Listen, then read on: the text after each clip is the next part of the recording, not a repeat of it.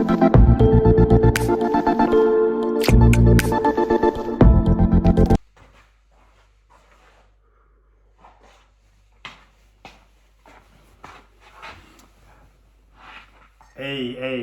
hello. No, don't. I already know that, I said this was gonna, it's been like what? I think it's like been a month since I recorded part one. And I said that I'll be recording part two relatively soon. And we here like a month later. So my soon is really bad. Clearly my soon is like a solid month. So we need to, how do we say it at home? I need to start doing things soon. Say it twice, that means it's gonna happen a lot quicker. So a lot has been happening. As you can hear, mine still sounds South African, so the accent hasn't kicked in. And funny enough, I actually prefer it like this.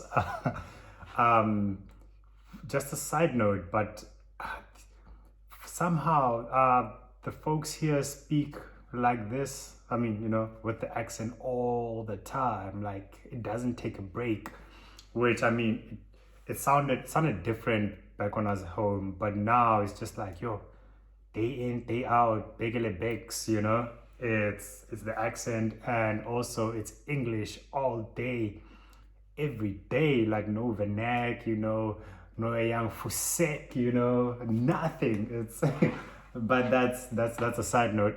We here to talk about part two, and let's jump straight into it. So I think we left off where I spoke about jumping on the flight. So we got onto the flight, and once we were on the flight, it was a long flight. I think it was like 12 to 11 hours long, so it was quite a long flight. And I sat next to this one grand who was just dropping gin and tonic. Like, I don't know what it is there, but like gin and tonic seems to be such a cultural bev where you just ask for gin and tonic is the same as asking for a bottle of water or asking for tea, like English tea. It's literally, so she was just hitting gin and tonic. It's the tiny ones though, so I'm not saying Galdem was moving mad, with the full on 750 milliliter, but like the tiny ones, and she was just dropping them. I think I have a video of, when she was doing the things, Tav Mukel doing the most over here.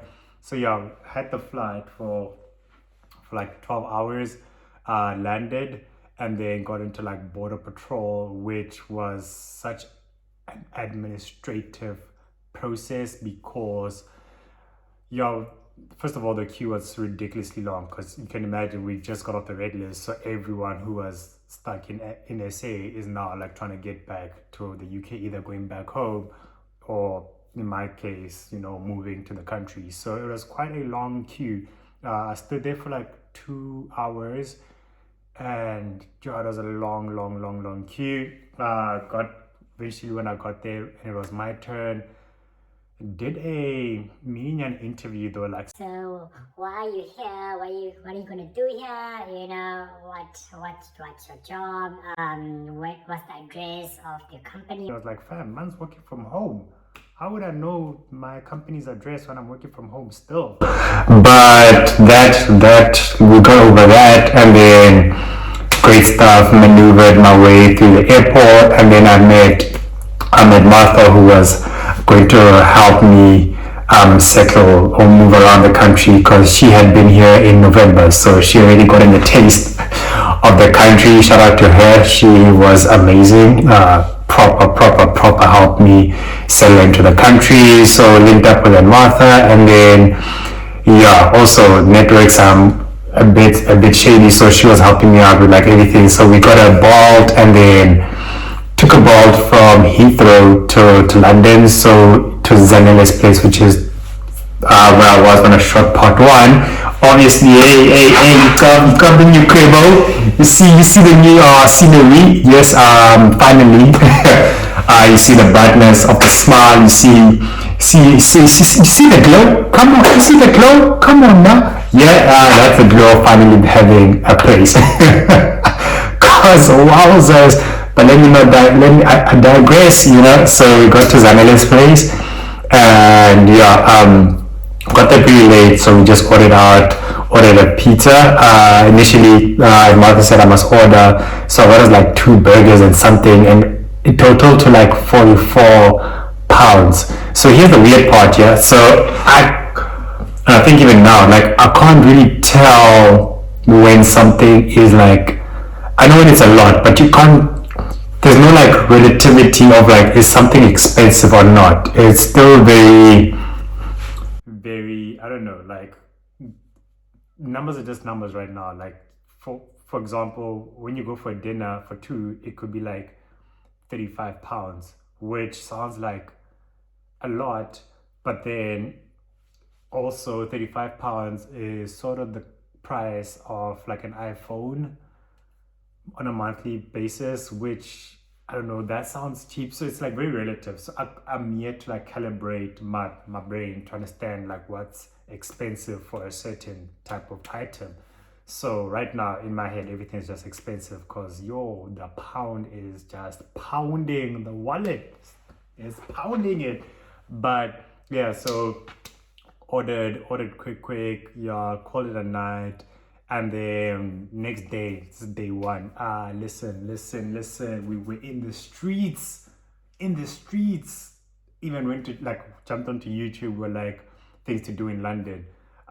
We went to like South Bank, took gang snaps, snap here, snap there, boom boom bam, bada boom, bada bam. Yeah, we were like Dora the Explorer. We were just in these streets. Even jumped on the London Eye, which was hell of an experience. Went to some nice Italian place, which, geez, they don't miss. These people don't miss. Prices are relatively okay. I don't know. Like I said, I don't know what's okay, what's not okay, but the food was amazing. Yeah, had a good time there, and then I think we stayed in London for a while, and then we headed over to Birmingham, and we headed over to Birmingham for Christmas. So Christmas time, had a jolly good time in Birmingham. We were supposed to go out to this one event, but then which is all my fault. So there was an event that Martha had identified. It looked good, but I was like, nah, there's this other one that looks a bit better, so let's go to this one. Tologuti, when we get there, the event is off. There's literally have you ever gotten, like, let's say, I don't know, like homecoming, like, homecoming would be like, let's say they're hosting at some botanical gardens, and then you get to botanical gardens and it's like empty, like, where is the groove? And then I reached out to the organizers, like, bro, it's a bit empty, fam. They were like, nah, listen, we might have to cancel. I'm like, mate, bro, it's empty. Then they were like, okay, they're canceling it, blah blah blah. So long story short, nothing happened that evening. Linked up with her cousins and Martha's cousins, so just gallivanted a little bit, and then eventually went to Mama Rose's place. Yeah, had a couple of drinks there. Grabbed me a black label. Those drinks did not taste the same. They don't make them like home. Yeah, so grab the black label. The Savannahs were good though. There were chicken feet. Same thing. They don't make them like a back at home. Yeah, so had the chicken feet, and then went back home. Yeah, I had Christmas, such a good vibe. The family was very welcoming, felt at home, slowly sinking in that, we're in these streets now. So, that was the experience. Chilled in Birmingham for like a week or so. And then Martha was moving to her place. So I ended up coming back to London to Zanele's place because Zanele was still in South Africa at the time. So I had her place to myself. But London is expensive, so I had to cough up, but the amount that I was paying to stay there versus any other option was way better. So big shout out to her. Actually might be seeing her this weekend because she's hosting she's hosting like a games night, which might be like the first vlog style video that happens. So because it's starting to look better, guys. Like the weather is starting to be respectable. Spring is kicking in, but the spring is not really springing, because I mean, polo neck and a beanie during spring, like which one is this one? But you know, I'm slowly getting to a point where I'm grateful for anything at this point, because it's just been bad for the longest of times during winter. So yeah, I'll take what I can. So might be seeing her this weekend. But yeah, I came back, spent January, you know, by myself, house hunting, which is like the pits of this country. Like house hunting is, it's it's so bad. It is such a mission. It deserves its own video, because that was a mission. But long story short, had a friend, so Zanele introduced me to a friend of hers, and him and I were looking for a place. Struggle was a bit hectic, and then we found a third guy who actually came from South Africa, so Arthur pulled through, and then we looked for like a 3-bed. A long story short, we found one, but we ended up not taking that one. I think, you know, those who have on Instagram, that one that we had found, place was nice, but yeah, ended up not getting it. All things work out for the better, because I really love my place right now. Like it's a very nice spacious studio, couch, bed, king size bed, double couch. You know, I'll do like a video of the place. You know, young thing, but it's a definitely loving the fact. Also, big perk is that I'm living alone, so that privacy is here. Big con though, I have to pay for everything. So council tax, heating, electricity, gas. Oh, I try to take a sip for that one, because imali ya puma, guys. Imali ya puma. Pumale. It's bird. But yeah, that's another story. So yeah, we hunted for a place. Didn't end up getting one. Time passed, so some time passed. I just was at Zanele's place up until mid-Jan. Yeah, then mid-Jan kicked in and I started work. You know, after 3 months of doing absolutely nothing, I got back to work, which was pretty fun. I can't lie. I was kind of looking forward to going back to work. I think once you have spent like a long time not going to work, you kind of appreciate the purpose that work plays in your life. This is, of course, take into consideration that work is a positive environment and a positive place, which I cannot yet say about my current place, because I'm yet to suss it out. But my previous work environment was literally so great. So I got to really appreciate the structure that it brought into my life and like its purpose. So I got to appreciate work a lot more, because yeah, just 3 months of literally just doing nothing was was very different. I can't lie, it was very different. So yeah, work started, and it's been okay, a little bit rough, because you know, new country, new project, and I was still trying to find a place to live. So there was just way too many things in the air. Couple of things, you know, there's that saying that's like, you know, if you want to do yourself a favor, like if you want to do something for yourself or do yourself a favor, is, you know, move out of your hometown, and you know, great things will happen. I think people kind of like don't touch on the fact, like, I don't know if it's like for your hometown, because you know, family's still nearby, but if you move to like a whole new country, yeah, it gets a bit rough. It gets a bit rough where, you know, it's like you in total isolation. I mean, you're in a new country, so you can't just like jump into the car and go see family. It's very different. It's a different type of loneliness, which I never thought I would feel, because I'm very introverted. So very happy in my own space. I can literally spend so much time by myself. But this one was different. Like it was like, even if I wanted to not be by myself, I didn't have the choice. I think that's the difference. Like, it's nice. Like being introverted just means I can go back to my space, charge up, and then be, with people. Here it was like, be in my space, charge up, and then it's like, hey, we are peace, bye. There's nowhere to go. There's no family, there's no friends, no Jolo, and it's a bit tricky. But that again is like a different topic. But yeah, work was good. Honestly, it's so far so good. I have nothing bad to say. Nothing great, nothing bad. So it's just, it's grand. Stop. Obviously, when I say everything's okay, it means stop player tendencies. You get me? Like the standard is stop player mode all the time. So yeah, that happened. So I started work and then had to sort of like get into society and get a bank account, which guys, a bank account is like, you need a proof of address to get a bank account, but to get a proof of address, you need to pay for bills. But in order for you to pay for bills, you need a bank account to pay for those bills. Yay!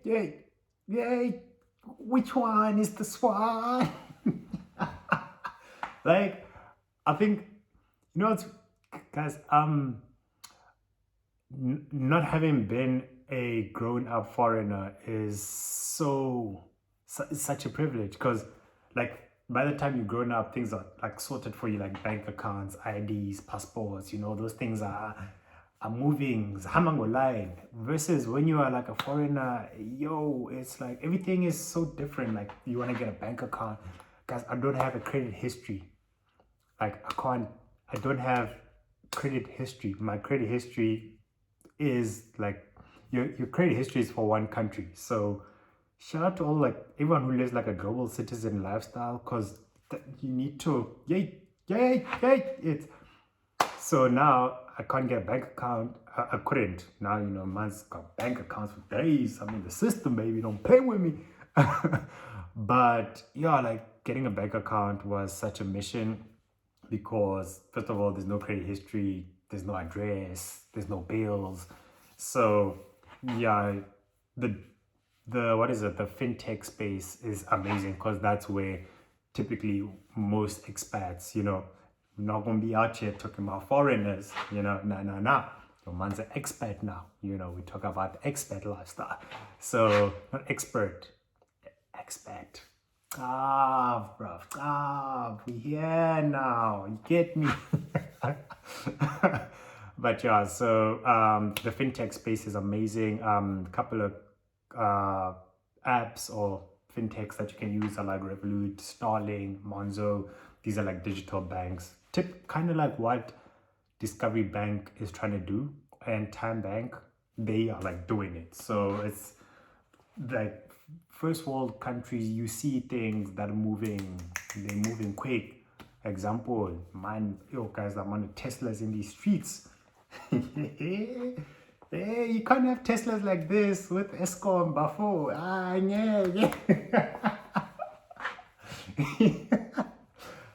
Nah, I take it back. Still got mad love for home. But yeah, where was I? Bank. So yeah, I got my bank sorted. And then I got paid, and I was like, I could breathe, because now I'm in, like, I'm in the system, because first of all I was here on my rand savings, so it was a bit heavy. But after I got paid, I was like, okay, we move like this now. We moving like this now. We moving with the P's. Man's pushing P for pound, innit? But so that was great. And then yeah, eventually I found my place, settled into my place. I'm free, like within the spot now. And then it's starting to slowly creep, but we are doing this work from home thing, which is, not work from home, like slowly starting to go back to the office, which is getting a bit, it's a bit, red flag. Yeah, red flag. Red flag! Red flag! You get me? I'm just, it's not about that. But, it's slowly like helping me integrate into society. So I'm not complaining too much. Like I go into the office once every fortnightly, which when they told me that, I didn't know what it meant. So the other version of that is I go in once every 2 weeks. You know, why didn't they say that? He left fortnightly. You know, see Queen's English, bruv. But yeah, so actually, I think I want to end it here. Everything has been great. Slowly getting better. We went to the office. I had my first day in the office, which I think if you made it this far, I'm gonna end off by just playing a nice edit of my first day going to the office. And yeah, I appreciate everyone watching up until this far. Thank you for watching my videos, being engaged. I'll try and be more consistent, but consistency is kind of difficult, or has been a bit difficult, because of life just being. You get it? If you don't get it, forget about it. Yeah, but it's just been it's been hot and cold. Like, it's just been a hell of a Gold Reef city. But I think I'm slowly getting into a rhythm of things. Yeah, so here is the video of the first day at the office, and at the end of that will be the end of this video. But thank you for watching. Thank you for being subscribed. If you're not subscribed, stop playing with me. Better subscribe. Click the notification bell so you're notified when I drop these videos. Take care.